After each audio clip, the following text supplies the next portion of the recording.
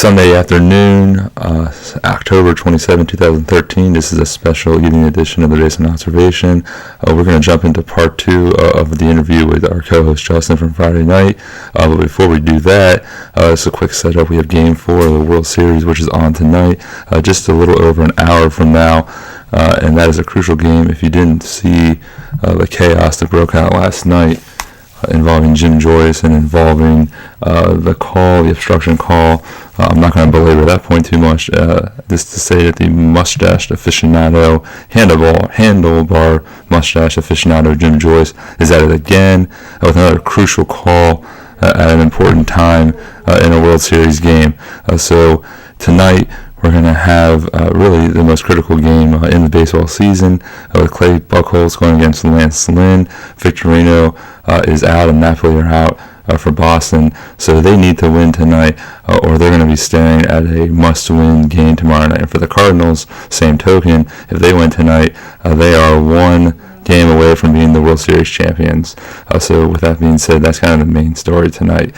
We're going to pick up part two of our interview with Justin from Friday here in just a minute.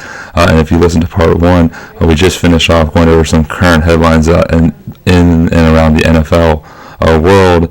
And then we're going to pick up immediately with some fantasy football talk. We're going to talk about our fantasy football beliefs and just kind of how we run our teams. And unfortunately, I spend a lot of time bragging, but my team is being demoralized and dominated this week. So this shows you how quickly things can fall apart as we're going to have quite a week trying to figure out what we're going to do with my fantasy football team. But we're not quite there yet, so enjoy this little segment from part two. It's a smaller segment, but enjoy it here on the Basement Observations. Let's see here. So, Justin, how many fantasy football leagues are you in this year? Are you a single guy like me? And I'm the same way with this, and we'll have this discussion in March over March Madness, where I single bracket. We call it the bracket of truth. We call it the fantasy football team of truth, where you just play with one team. I don't see any other way to do it, but I'm sure you're going to impress me. I have them in 5 leagues. Of course, you're in 5 leagues. we call that a problem in most walks of life. So explain to me how your seasons are going. I'm doing really well in 2. Of course. I'm doing average in 2, and I'm doing terrible in my big money league. That's unfortunate. I won the big money league last year. It was like aren't you bound to win a league if you play in 5 leagues? Huh? Aren't you bound to win one of the leagues? I was in 3 last year, and I won 3 last year, and then you decided to go to 5 this year. Well, I had my uncle asked me, and I felt bad, so I joined that one. I probably won't do that one next year. This is like a one and done. And then right before the season started, the guy I used to work with emailed me and asked me to join. I said I would. I can handle 3. I would say 3 is the most I would ever do again. Would I do 3 again? Oh, that's very kind of you. Probably not. It's very kind of you to drop down. Now, my question is, as someone who only has one team to focus on, it's 4-3, and we are dominating. Even if we're 4-3, if it was rotisserie, I'd be undefeated. 761 points is what I've scored overall this year. That's almost 50 points, 60 points higher than anyone else in my league. And I'm sitting at 4-3. That's frustrating. Go to rotisserie. You get everyone's big week. Yeah, I know. That's how the season started. I think I was 1-2, hanging on a cliff there, worried about dropping off the face of the planet. It's easy to get emotional and stay invested when there's only 8-9 players that you're dealing with each week. And for you, how do you manage 5? I'll tell you the most frustrating part is you have one guy in one league where I need him to do well, and then you're playing against him, in another one. Yeah, I have priorities. My priority is the leagues I spend the most money in are the leagues I care the most about. Yeah, see, you wouldn't do well in Cuba. So, I have my $900 pot league, and